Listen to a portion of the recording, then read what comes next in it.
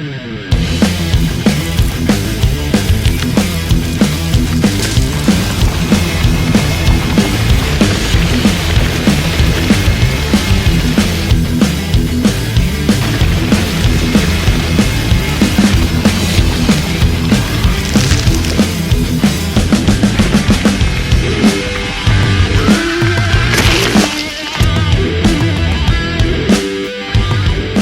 to Let's Talk Someone Six Sports. And today, my co host Jason Malloy and I will be talking about the Bills game versus the Arizona Cardinals. Do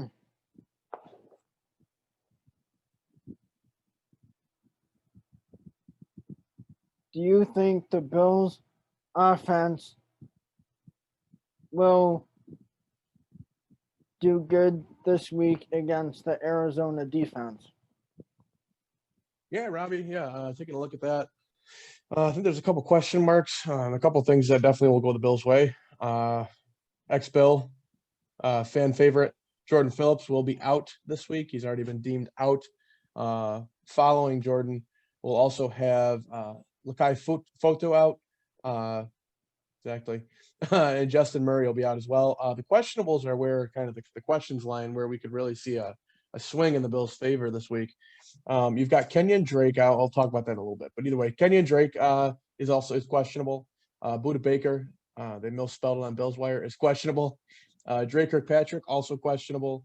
Deontay Thompson, questionable. And Max Williams, tight end, questionable. So there's three big keys there, right? Obviously, some bigger than others. Buda Baker, I would say by far and away the top defensive player for the Cardinals this year. Probably one of the better defensive players in that division as a whole this year. Drake Kirkpatrick obviously giving them, being able to step up and be a starting corner if need and whatnot and play a solid game against, John Brown or Steph Diggs even on some snaps possibly, as well as Deontay Thompson, who I believe is a pretty hot. Is he a rookie? He's either a rookie or a second-year player that came out. I liked him coming out of college, but either way, at safety as well out, so more depth out. So, if you're missing, even, all of those or even one of those pieces, you can see things really swing in the Bills' favor. Sorry, that was my cat. She wanted to get on the show here tonight. But either way, it looks like the only players that they do have for sure playing for them for the Cards are both on offense. So that's Lamont Gallard, Chris Trevler, and obviously everybody else is not injured. But yeah, just having Jordan Phillips on general should really help a lot. Should be able to give Josh some time. There are I don't want to say they're a small minority. There's a good percentage of fans from Buffalo that were kind of relieved that we didn't sign Jordan to what we signed him to. I'm sorry, to what the Cardinals signed him to. Giving him a $10 million average or nearabouts in the neighborhood, just due to the fact that a lot of people do feel that a lot of his sacks here were coverage sacks. Obviously, we had, an all-pro, in my opinion, best corner last year, Tre'Davious White, as well as, the terrible two back there playing deep at safety with Michael Hyde and Jordan Poyer, who is better than Jamal Adams. I'll say it to the death. But I think as far as the offense, it's going to depend on Josh again, right? And that's what we're saying. If you're noticing a trend, that's every single week that we're mentioning that now, right? Taking a look at it, obviously our success on offense and as a team really depends on Josh. If he can hit his targets, if he can make his throws, if he can, shift around and move that pocket and stay comfortable and get his feet planted, and in some cases not even have to get his feet planted, but make some solid, sturdy throws and not put himself in trouble too much. I think we could see the offense do very well against this defense, who really they just haven't found themselves yet. They're not what they were, a year, 2 years ago. They're not there, but and they're getting better, but they're not what they want to be, and I'm sure what their end goal would be. So I think you'll be able to see a lot of throwing the ball this week, though. I think you're going to see a shootout to an extent. Depends, obviously. I hope not for sure. I hope for a Bills blowout, but passing through the air. But I think as far on offense, expect a big day from Steph Diggs. Expect a really, really nice cornerback battle there between him and Patrick Peterson.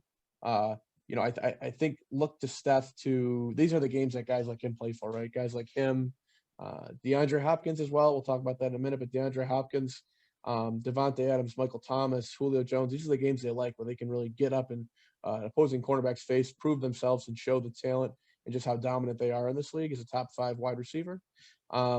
So I think expect to see Stephon Diggs, God willing, he's on my fantasy team. Expect to see him get somewhere between 13 and 14 targets, hauling about 8 or 9 of them. If he wins his battles, get over 100. If he doesn't, see him fall or be a smaller amount in yardage. But I think that Steph Diggs has the ability and has really defined and really cemented himself as a top wide receiver, a top 5. And at this point in the league, he's a top 2 receiver, right? Him, D-Hop, Devontae Adams, he's in there with those guys. A lot of people don't want to say it, but his route running is better than all those two, those other 2 as well. I think he has the best route running in the league.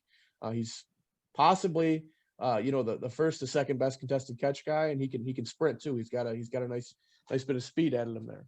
Now looking on the other side, I think you could also see John Brown.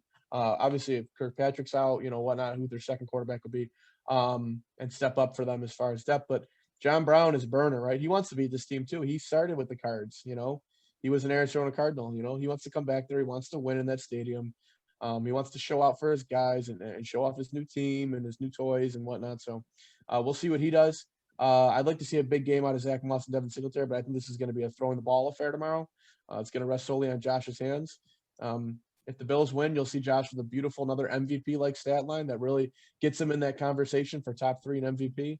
And if you see Josh with a small stat line, the Bills lost most likely because I think it all falls on Josh this week, Robbie. What do you think?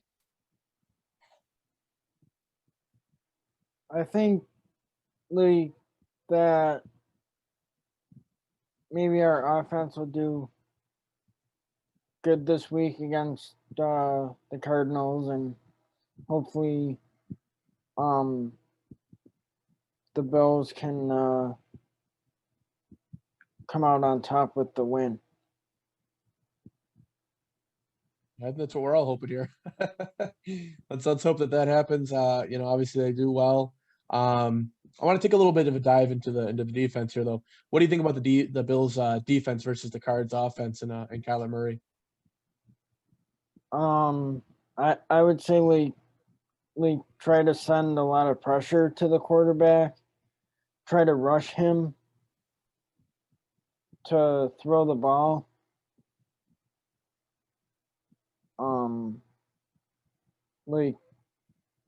Try to blitz the quarterback as much as possible. Yeah, for sure. I definitely agree with that too. Now, there's two. Now, obviously, I agree with that to an extent. I don't fully agree with that, but in a way, I get what you're saying and I get where you're going. That's the same way I usually think. But I think this week, if you're playing this team or the Ravens or the Texans, obviously not the Seahawks. I mean, Russell's not as mobile as those other 3 or 4 guys. But if you're playing those 3 teams, I don't believe that we should be blitzing on every single play or as much as we did last week, at least. I think we need to play this a little bit different. There's 2 schools of thought. Blitz all your guys, bring the pressure, and bring that pressure and force them to make a throw, and to probably one-on-one coverage usually most of the time in that case if you're blitzing a ton or if you're zero blitz, God forbid, or something like that. Or other school of thought on the other hand, you would have people that say don't blitz. Get that 4-man pressure, maybe throw in 1 blitzer occasionally. Get that 4-man, that genuine, authentic pressure, essentially for the line from your 2 D tackles and your 2 defensive ends. Contain the outside, force them to step up in the pocket, and leave guys. Get D-Hop under constant double team. Double team every time, double coverage. Have Jordan Poyer and Micah Hyde scanning the field. Keep 1 deep, 1 high.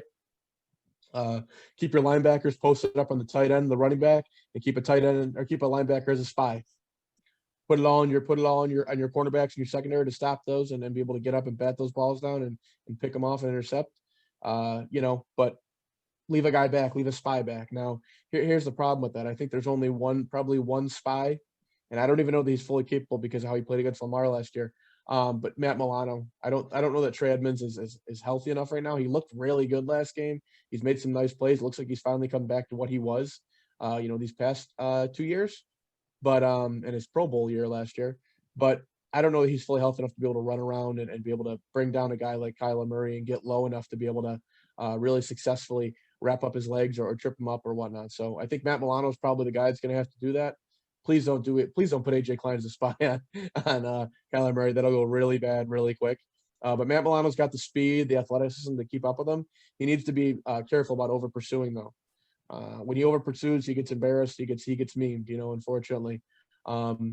You look at him against Lamar last year, right? Lamar broke his ankles. I think he might have actually broke his ankles last year, and that was really something to see. But either way, I think if you're going to keep a spy, you keep Matt Milano. I mean, I guess I don't know how you're feeling. You could keep maybe a safety, even bring a safety up or bring a slot corner up to watch him. But I don't have much faith in Taron Johnson.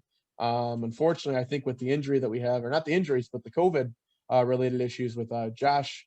Well, I'll tell you the whole name. So Josh, Tyler Croft, Dean Marlowe, and Levi Wallace. Those last two names there, Dean Marlowe and Levi Wallace, are going to be really tough.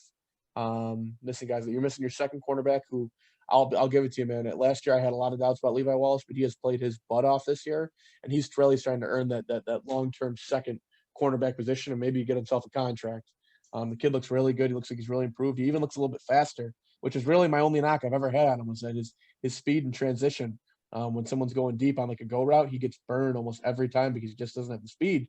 But he looks a little faster. I know he was injured last year, so that's going to be a big loss right there. Dean Marlowe plays very physical and aggressive.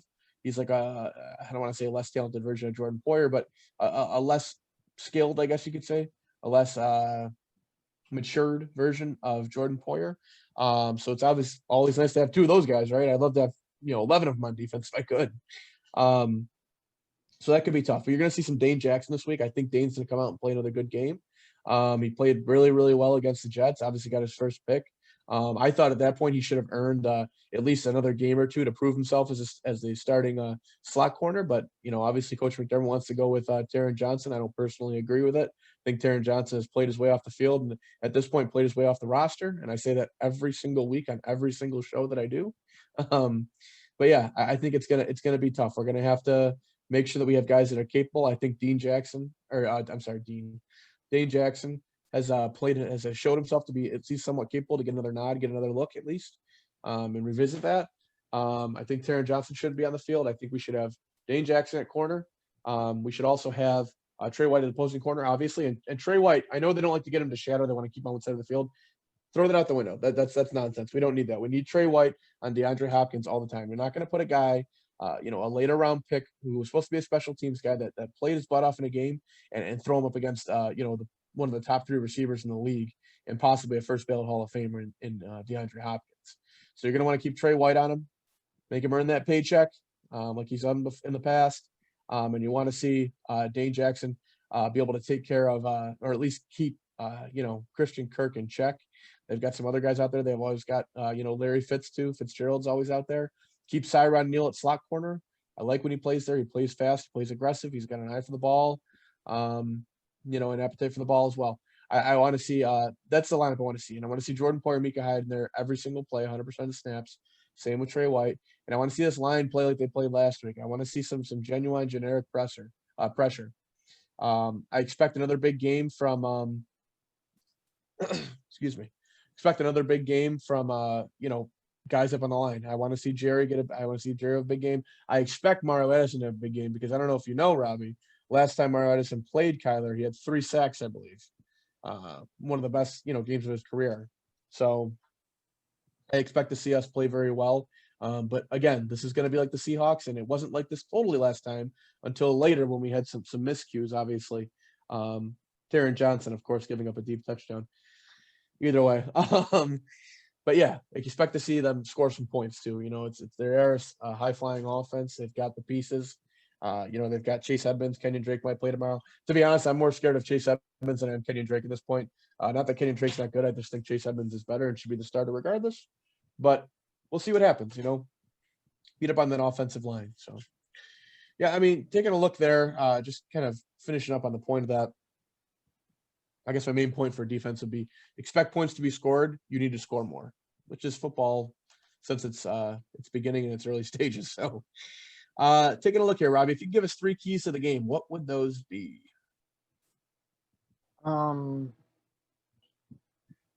Well, one of my keys would be score more points than the Cardinals.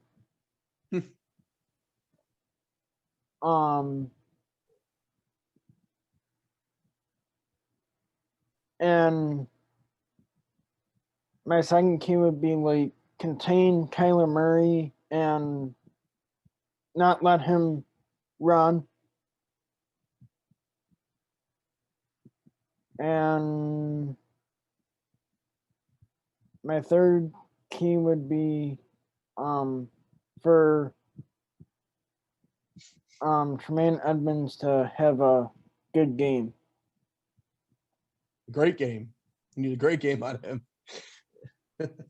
Yeah, I agree with those. Definitely for the most part, I agree with all those.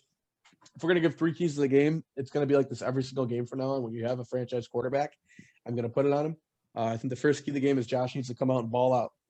Maybe he doesn't need to do exactly what he did last week, but it's got to be something similar, right? I know that defense in Seattle is not that they're even decimated; they're just not good. But let's be real, the Cardinals ain't that much better. They got a couple solid pieces, more, maybe a solid piece or two more. You know, they've got obviously Patrick Peterson at cornerback, Budda Baker at safety, but Budda Baker might not be playing. So yeah, they've got 2 guys, but guess what? The Seahawks had Jamal Adams. They had Bobby Wagner. They had some solid pieces up there too. You know, a young guy in LJ Collier they believe in. Obviously, he hasn't shown so much since his first round pick. Was it last year, the year before last? But they've got guys too. You know, they've got one of the best linebackers in the game since he came in. They've got one of the best safeties in the league in Jamal Adams. Not better than Jordan Poyer, but Jamal Adams. So expect to see you know, Josh play well, and that's my key really. He needs to play well. If Josh doesn't play well, I don't think we win this game. I don't think this is one of those games where you can have Josh, you know, have a decent completion percentage of, you know, someone maybe he has like, you know, 20 for whatever, 20 for 34, 20 for 32 for 170 yards, a touchdown to the ground, a touchdown to the air. That's not going to work. We need to see stat lines from Josh where he's throwing the ball and doing what he wants and imposing his will on the Cardinals and letting them know he's going to do whatever he wants. He's going to throw it wherever he wants. And he's going to score and he's going to do it and he's going to do it well. We're going to need to see Josh end up somewhere, for me, comfortably 35 of 45, maybe 35 of 46, something like that, where we're seeing a lot of tosses, you know. And Josh is getting over 300 yards, maybe somewhere between 325 and 350, 325 and 375 would be great too. 2 or 3 touchdowns through the air and a touchdown or 2 on the ground, with maybe another 30 or 40 yards on the ground where Josh is saying, hey, I'm the MVP. I want that MVP award. And I want to bring my team to the Super Bowl and more. So I think Josh is a big part of that. My second key to the game would be how it's going to be on our cornerbacks. You know, I think with this, I mean, it sucks too that it happened. I believe it happened just this morning with Josh Norman going out. He wasn't even playing, and he was, but he's obviously in the meetings with guys. So Levi Wallace goes out. We lose Tyler Croft again. So expect Dawson Knox to be at least contributing tomorrow, or at least expected to. I don't know if he's gonna, but expect him to. Levi Wallace being out. Josh Norman being out, DeMarlo being out is big because when, you know, Jordan Poyer, Micah Hyde, a slot corner needs a breather, he's the guy. Now that guy's not there, it bumps down. You know, you've got Cyron Neal coming in now, who I like a lot, but I think that what I'm saying at the end of this, I think all these injuries mean more Taron Johnson. And if you haven't found out already, not a big fan of Taron Johnson being in the game right now. I don't know if he's injured or something's up with him. He's got to work on some stuff, but they've got to figure that out because he's a liability at this point. He is the clear liability.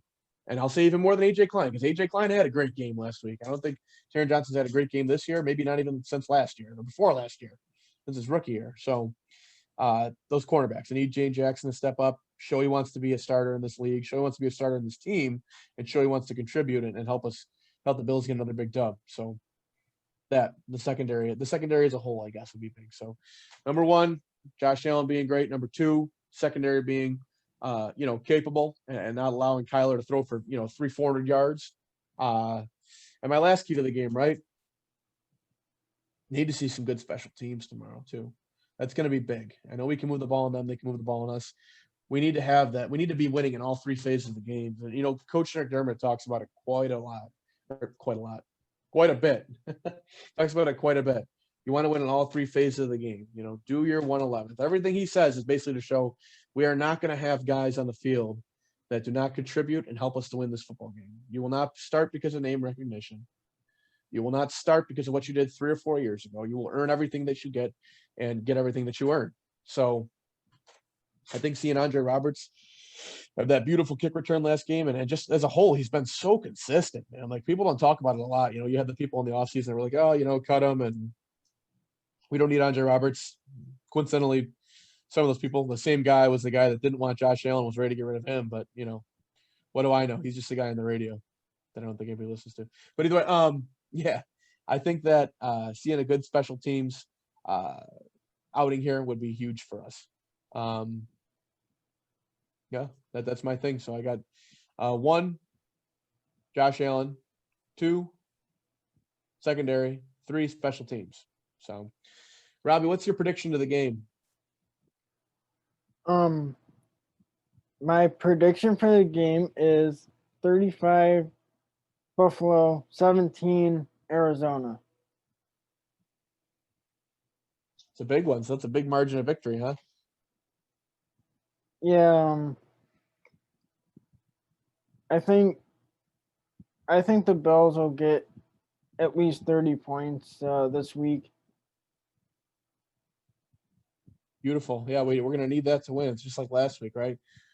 This week I'm going to go with something similar to that. I like that idea you have there. I'm going to go with something similar. I am going to attribute and consider that the defense being banged up, at least not even banged, it's not banged up, having the COVID related issues. Obviously Levi Wallace and none of those guys were testing positive, but because they're in close contact with or in the circles with Josh Norman, they're out. Having Norman still out, that's big. Obviously, when you're now missing a guy like Levi from the same incident, and having Taron Johnson going to have to play that slot corner, maybe even play outside. Gosh, that would horror. That'd be so terrible. Having guys in the field that aren't used to playing. Dane Jackson, a young, guy coming in later round draft pick. So having to see what he does. Yeah, we need to see some big games from those guys in the secondary, including Trey White, probably second most importantly to Dane Jackson locking up Christian Kirk, and the linebacker stopping Kyler Murray. But either way, yeah, I think if I'm gonna give a prediction on numbers, I don't really like to do this because I know there's so many variables, but I'm gonna say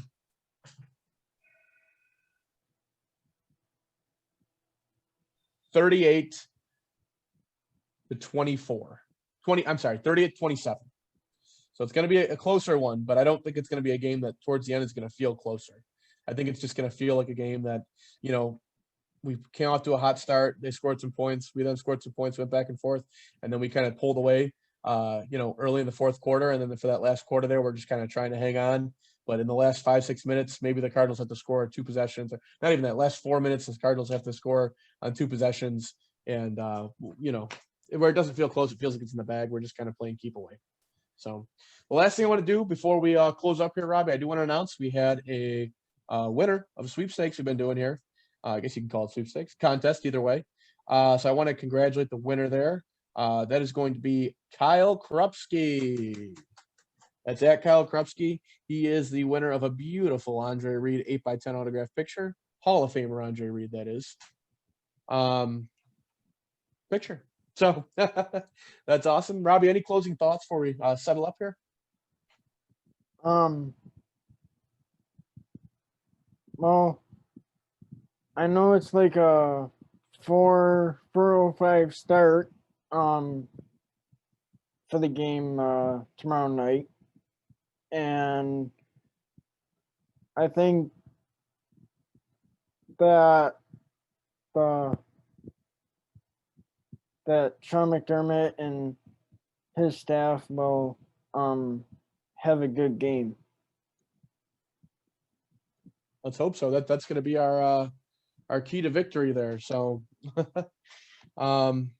yeah, that's going to be our key there. We're going to need to hope that Sean is able to coach a good game. Seems like he always does.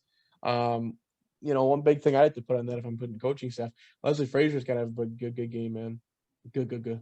Leslie Frazier's got to have a good game, man. We need to see a good game out of Leslie. Obviously, if he's not having such a good game, see Sean McDermott kind of chime in as being the defensive guru on this team and the leader of this ship, the captain. So yeah, I expect to see a good game coached as well. Like I said, they have a defense that Brian Daboll, I think, can kind of have some fun with and pick apart and do some little different plays here. And they got a young quarterback there who I think Leslie and Sean McDermott can give him hell and make his day very confusing and tough. But he is a good player. Kyler's looking very good in this league. Like he's going to be a top 10 quarterback for the rest of his career that he plays here. Got to wrap him up. Got to hit him. He's a smaller guy. He's very good at sliding, so he's going to make sure you're not taking his head off. But yeah, watch him.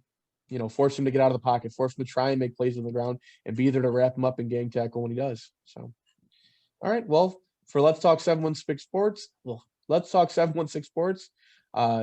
this is me, Jason Malloy at J Don't Fade on Twitter.